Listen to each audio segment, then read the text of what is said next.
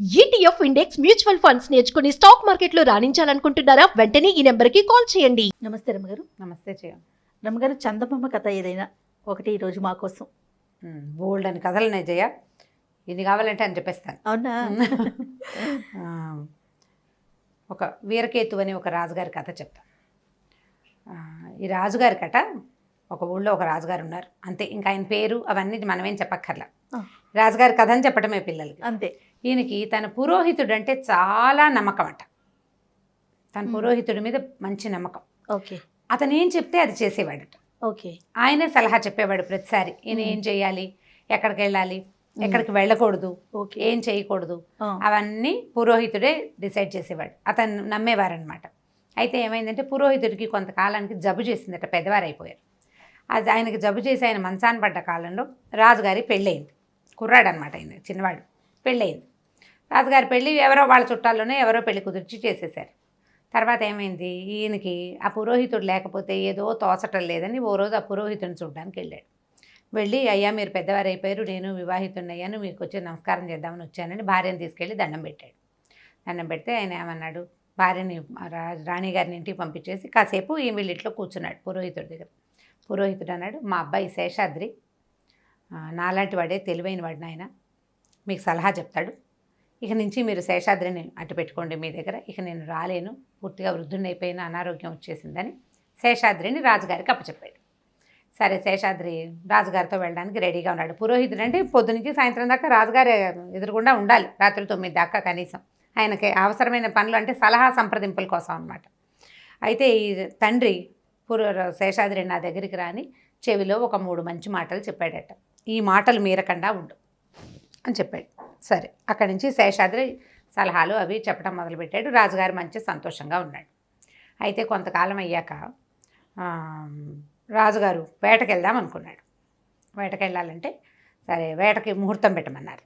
ముహూర్తం పెట్టమంటే ఈయన శేషాద్రి పంచాంగం చూసి, రేపు మర్నాడు, రేపు పొద్దునే తెల్లవారుజామున మనకి బాగుందండి సమయం, చాలా బాగుంది, అక్కడి నుంచి మీరు బయలుదేరదు కానీ అని చెప్పాడు. బయలుదేరండి అన్నాడు. అనేసరికల్లా రాజుగారు అన్నారు, నువ్వు కూడా రా శేషాద్రి నాతోటి, మన ఇద్దరం కలిసి వెళ్దాం, అక్కడ సరదాగా కబుర్లు చెప్పుకోవడానికి ఉంటుంది. మృగయ వ్యసనం అంటే రాజుగారు ఒక్కడు వెళ్ళు, బోళ్ళంత మంది గుంపు, చాలామంది వెళ్తారు, వెనకాల సైనికులు, వాళ్ళు వీళ్ళు డప్పులు మోగించేవాళ్ళు, కుక్కల్ని, వేట కుక్కల్ని పట్టుకెళ్ళేవాళ్ళు, వీళ్ళకి వంట చేసి పెట్టేవాళ్ళు, అట్లా పెద్ద గుడారాలు వేయడానికి చాలామంది మార్బలంతో వెళ్తారు.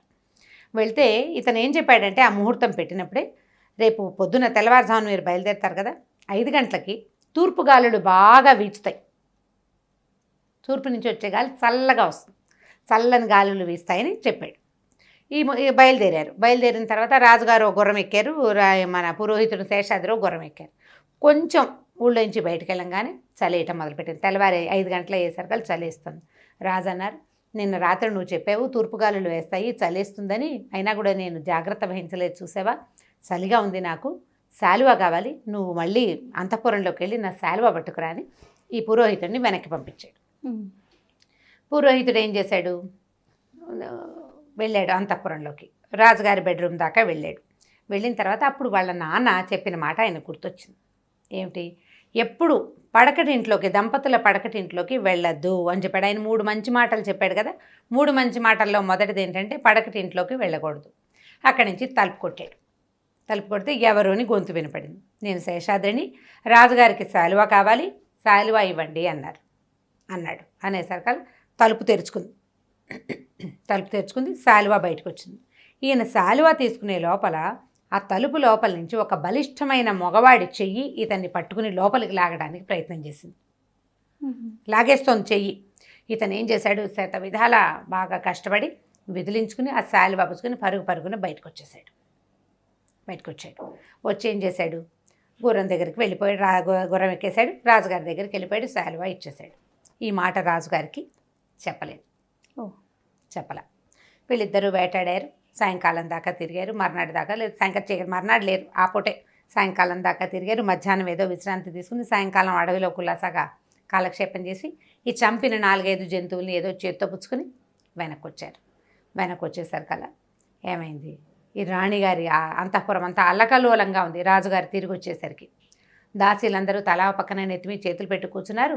రాణిగారు ఎవరాయి దబరాయిగా ఉన్న బట్టలతోటి జుట్టంతా విడిపోయి ఏడుస్తూ కూర్చుని కనపడింది. కనపడేసరికల్లా ఈయన తెల్లబోయి, ఇదేమిటి ఇలా ఉన్నావు, ఏం జరిగింది అని అడిగితే, నేనేం చేయను, పొద్దున్నే మీరు బయటికి వెళ్ళారా, మీ పురోహితుడు వచ్చి నన్ను అత్యాచారం చేయబోయాడు, నా మీద దుర్మార్గుడు అని గోలుమని ఏడ్చింది ఆవిడ. దాసీలందరూ అవును అవును అన్నారు. అనేసరికల్లా ఈయనకి ఏం చేయాలో తెలియలే. పురోహితుని పొద్దున శాలువా తేరా నాయన అని పంపిస్తే వాడు ఇంత పని చేశాడా అని ఆశ్చర్యపోయాడు. కానీ పెద్ద పురోహితుడు అంటే మహాప్రీతి. ఈ చిన్న పురోహితుడు కూడా వచ్చాక తనకన్నీ మంచి సలహాలే చెప్తున్నాడు. ఇప్పుడు పురోహితుడిని ఊరికంబానికి ఎక్కించడం లేదా శిక్ష వేయడం అంటే బ్రాహ్మణాపరాధం అవుతుందేమో అని భయం. తర్వాత ఇంతకాలం సేవించిన వాడిని బహిరంగంగా ఇంత మాట అనేసుకోవడానికి బాధేసింది. పైగా రాణిగారి మీద అతను ఏదో దుర్మార్గ ప్రయత్నం చేయబోయాడు అనేసరికల్లా నలుగురిలో పరువు పోతుంది. అందుకని ఏం చేశాడు, ఒక సైనికుడిని పిలిచి, అరే ఈ సాయంకాలం నీ దగ్గరికి ఒకళ్ళు వస్తారు, రాజుగారు చెప్పిన పని చేసావా అని అడుగుతాడు. వాడు అడిగిన వాడిని అడిగినట్టు మెడ ఉత్తరిచ్చేసేరా అని ఒక్కొక్క సైనికుడిని అక్కడ నియమించి పెట్టాడు. మధ్యాహ్నం యథావిధిగా ఇంటికి వెళ్ళిపోయినాడు కదా. సాయంకాలం వెళ్ళిపోయిన పురోహితుడు మర్నాడు పొద్దున 10 గంటలకి చక్కగా స్నానం అది చేసి బొట్టు గిట్టు పెట్టుకుని రాజుగారి దగ్గరికి వచ్చాడు. వచ్చేసరికల్లా రాజుగారు ఏం చెప్పారంటే, సాయంకాలం నువ్వు ఫలానా మండపం దగ్గరికి రా, అక్కడ ఒక కుర్రాడికి నేను ఒక పని చెప్పాను, ఒక సైనికుడికి, రాజుగారు చెప్పిన పని చేసావా అని అడుగు అని చెప్పాడు. సరేనన్నాడు.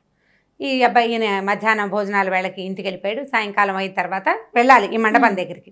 ఈ 5 గంటలకి ఈయన ఇంట్లో నుంచి బయటకు వస్తుంటే వాళ్ళ ఇంటి పక్కన ఉన్నటువంటి ఒక శెట్టి గారు ఒక ఆయన ఎదురుపడ్డాడు. శేషాద్రి గారు ఎక్కడికైనా వెళ్తున్నారా, మా ఇంట్లో సత్యనారాయణ వ్రతం పెట్టుకున్నాము, నిన్నటి నుంచి మీకోసం ప్రయత్నం చేస్తున్నాను, కాస్త వచ్చి వ్రతం పూర్తి చేసి వెళ్ళండి అని చెప్పాడు. చెప్పేసరికల్లా ఈయన ఏమనుకున్నాడు, వాళ్ళ నాన్న చెప్పిన రెండో మాట ఆయన గుర్తొచ్చి ఈ సత్యనారాయణ వ్రతం చేయడానికి వెళ్ళిపోయాడు. సత్యనారాయణ వ్రతాన్ని చేయడానికి వెళ్ళిపోయాడు. చీకటి పడిపోయింది. 6:30 7 అవ్వగానే రాజుగారికి చాలా దుఃఖంగా ఉంది, ఉద్వేగంగా ఉంది.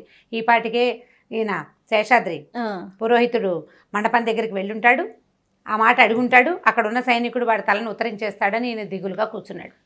కానీ ఇంకా ఏం రాలా. ఈ లోపల ఈ కబురు రాలేదు. ఈయన కామ్గా కూర్చుని ఉన్నాడు, దిగాలుగానే ఉన్నాడు. ఈ లోపల ఆయన తాలూకు ప్రధానమంత్రి ఒక ఆయన ఇతని దగ్గరకు వచ్చాడు. ప్రసన్నజిత్తు వాడి పేరు, ఆ వచ్చిన వాడు. ఆ ప్రసన్నజిత్తు ఏమన్నాడు, నిన్న మీ పురోహితుడు చాలా దుర్మార్గంగా ప్రవర్తించాడండి, ఎంత పని చేశాడు అన్నాడు. అనేసరికల్లా అవునండి, నాకు కూడా తెలిసింది, ఏం చేయను, అతన్ని శిక్షించేందుకు ఒక మనిషిని నేను నియమించాను, ఇంకా కబురు రాలేదని చూస్తున్నాను, మీరు ఒక పని చేయండి, ఫలానా మన వసంత మండపం దగ్గర ఒక సైనికుడు ఉన్నాడు, వాడిని రాజుగారి పని చేసావా లేదా అని అడిగిరండి అని చెప్పాడు. ఈ ప్రధానమంత్రి అక్కడికి వెళ్ళిపోయాడు. సరే, కాసేపట్లో సైనికుడు వచ్చాడు. సైనికుడు వెనకాల శేషాద్రి కూడా వచ్చాడు. సైనికుడు సంచిలోంచి ఆ తన నరికిన తలని తీసి చూపించాడు. అది ప్రసన్నజిత్తు తల. వెనకాల వచ్చిన శేషాద్రి మామూలుగా ప్రశాంతంగానే వచ్చి, అయ్యా మీరు ఏదో వసంత మండపం దగ్గరికి వెళ్ళరమ్మన్నారు, నేను ఇప్పుడు వెళ్ళానండి, అక్కడ సైనికుడు ఎవడూ లేడండి అన్నాడు. అనేసరికల్లా రాజు ఆశ్చర్యపోయి, అదేమిటి నువ్వు ముందు వెళ్ళలేదా అంటే, లేదండి, నేను సాయంకాలం ఇంటి నుంచి బయటకు వచ్చాను ఆ పని చేయడానికి. ఈ లోపల మా పక్కనున్న శెట్టి గారు ఒక ఆయన ఒక మాట సత్యనారాయణ వ్రతం మాట అడిగారు, మా నాన్న చెప్పిన మంచి మాట గుర్తొచ్చి ఆ పని చేయడానికి అక్కడికి వెళ్ళానండి, నేను తిరిగి వచ్చేసరికల్లా ఇక్కడ సైనికుడు లేడండి అని అనేసరికల్లా, మీ నాన్న చెప్పిన మంచి మాట పాటించేవాడివి ఇంత దుర్మార్గమైన పని ఎలా చేసావు శేషాద్రి నువ్వు, అసలు మీ నాన్న చెప్పిన మంచి మాట ఏమిటో చెప్పు నాకు అన్నాడు. మా నాన్న చనిపోతూ అంటే నన్ను ఇక్కడికి పంపిస్తూ 3 మంచి మాటలు చెప్పాడండి. 3 మంచి మాటల్లో ఒక మాట ఏమిటంటే, ఏదైనా దైవ కార్యం ఎదురుపడ్డప్పుడు రాచకార్యాన్ని కూడా పక్కన పెట్టమన్నాడు. నేనేం చేసి వచ్చిన ఆయన సత్యనారాయణ వ్రతం చేయమన్నాడు. దైవ కార్యం రాజుగారు చెప్పిన పని ఉంది, రాజుగారు చెప్పని కంటే కూడా దైవ కార్యమే ముఖ్యంగా తీసుకోమని మా నాన్న చెప్పాడు. అందుకని నేనేం చేశాను, సత్యనారాయణ వ్రతం చేయడానికి వెళ్ళిపోయా. వచ్చేటప్పుడు వచ్చాను, మీ పని చేయడానికి బయలుదేరా, కానీ అక్కడ ఎవరు నాకు కనపడలేదు అని అనేసరికల్లా రాజు అన్నాడు, మీ నాన్న మంచి మాట చెప్పాడు, నువ్వు మంచి మాట చేసావు, కానీ నువ్వు ఇంత దుర్మార్గమైన పని చేసావు అనేసరికల్లా, కాదు ప్రభు, నేను అలాంటి పని చేయలేదు, నిన్న పొద్దున నేను శాలువా తీసుకోవడానికి రాజాంతపురానికి వచ్చాను, మా నాన్న నాకు చెప్పిన 3 మంచి మాటల్లో మొదటి మాట ఏమిటంటే, దంపతుల పడకటింట్లోకి వెళ్ళొద్దన్నాడు. మరి పడకటింట్లోకి వెళ్ళకుండా నా భార్య మీద అత్యాచార యత్నం చేసావా అని అడిగాడు రాజు. నేనేం చేయలేదు ప్రభు, వాకిట్లో నిలబడ్డాను, నేను తలుపే కొడితే లోపల నుంచి శాలువా ఇచ్చిన మగవాడి చెయ్యి నన్ను లోపలికి లాగడానికి ప్రయత్నం చేసింది, దాంతో భయపడి నేను పరిగెత్తుకుంటూ బయటకు వచ్చేసాను అనేసరికి రాజు గోళ్ళు మండిపోయింది. దుర్మార్గుడా, నిన్న పొద్దునే నువ్వు రాజాంతపురంలో ఒక మగవాడు ఉన్నాడని నీకు తెలిస్తే నువ్వు నాకు చెప్పవా? నువ్వు చెప్పొద్దా? నాకు అప్పుడే చెప్పాలి నువ్వంటే. మా నాన్న 3వ మాట చెప్పాడండి, అంతఃపుర రహస్యాలు ఎప్పుడూ ఎవరికి చెప్పకూడదన్నాడు. అంతఃపురంలో ఒక మగవాడు ఉన్నాడు, ఆ మాట మీకైనా నేను చెప్పకూడదు. అక్కడ ఉన్నవాడు రాజుగారు రాణిగారి అన్న కావచ్చు, రాణిగారి తండ్రి కావచ్చు, ఇంకెవరైనా కావచ్చు. నా అంతటి నేను బయట పెట్టకూడదు, అందుకని నేను బయట పెట్టలేదు. మరి ఇప్పుడు ఏమిటి అంటే, ఒకవేళ మిమ్మల్ని సంహరించడానికే వాడెవడో తయారుగా ఉన్నాడు, వచ్చింది మీరనుకుని నా చేయి పట్టుకున్నాడు, నేను విదిలించుకుని బయటకు వచ్చేసాను చంపడానికే అని అన్నాడు. అనేసరికి అప్పుడు రాజు ఆలోచించడం మొదలుపెట్టాడు, ఎవరున్నారు, ఏమిటి ఇది జరిగిందని. అడిగేసరికల్లా మళ్ళీ పురోహితుడిని అడి ప్రశ్నించాడు, నువ్వు బాగా ఆలోచించు, నేను ఆలోచిస్తున్నా నాకు తెలియటం లేదంటే.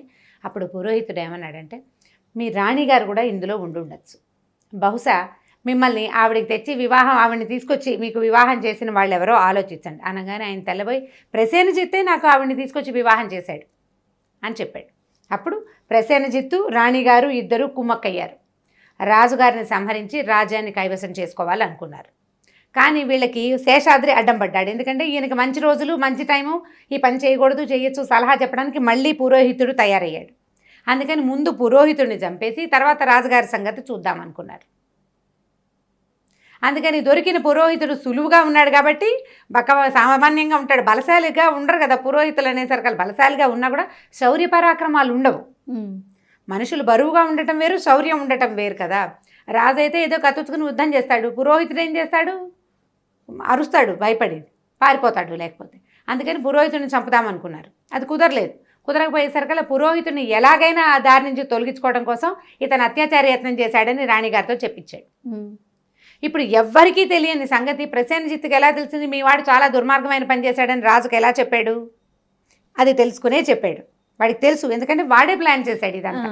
దాంతో రాజుకి తెల్లంగా అర్థమైపోయింది, ప్రసేనజిత్తే నా పురోహితుడు లేని సమయంలో నాకు వివాహం నిశ్చయించాడు, అతనే తీసుకొచ్చి ఈ అమ్మాయిని నాకు ఇచ్చి పెళ్లి చేశాడని చకచక అంతఃపురంలోకి వెళ్ళి రాణిని పట్టి బంధించాడు. ప్రసేనజిత్తుని చూసేసరికల్లా తలను చూసేసరికల్లా ఆవిడ కెవ్వుమని అరిచి మూర్చిపోయింది. ఓహో, వాళ్ళిద్దరు ఫ్రెండ్స్. మరి అక్కడి నుంచి ఈ రాణిని జైల్లో పడేశారు. ఈయన మళ్ళీ పురోహితుడు చూసిన ఒక మంచి అమ్మాయిని పెళ్లి చేసుకుని పురోహితుడి సలహాలతోటి సంతోషంగా హాయిగా గడిపేశాడు. బాగుంది కథ. కథ కంచికి మనం ఇంటికి. చాలా బాగుంది రమ్మగారు, తెలివైన కథ, తెలివైన కథ, తెలివితేటలకు సంబంధించిన కథ. అదే అంటే మంచి మాటలు ఆచరించాలి. తల్లి తండ్రి చెప్పిన మంచి మాటల్ని తప్పకుండా గుర్తుపెట్టుకుని ఎప్పటికప్పుడు ఇంప్లిమెంట్ చేయాలి. అతను 3 మంచి మాటలు విన్నాడు. అంతఃపురాల్లోకి అంటే భార్యాభర్తలు ఉండే ప్రైవసీ ప్లేసుల్లోకి వెళ్ళకూడదు అతను తెలుసుకున్నాడు. అంటే మనం ఇవి తెలుసుకోము, వేరేవేవో తెలుసుకుంటాం అనుకో. మొదటిది అది. రెండోది ఏం చెప్పాడు, దైవకార్యం రాచకార్యం కంటే దైవకార్యం ముఖ్యమైంది అని చెప్పాడు. 3వ మాట అంతఃపుర రహస్యాలంటే ఒక కుటుంబానికి సంబంధించిన రహస్యం మనకి తెలిస్తే ఎప్పుడూ రివీల్ చేయకూడదు. ఈ 3 వల్ల, ఈ 3 విషయాలతోటి ఇతను చావు నుంచి తప్పించుకున్నాడు, రాజును కూడా రక్షించగలిగాడు. చాలా బాగుంది రమ్మగారు, థ్యాంక్ యూ అండి. ఓకే జయ.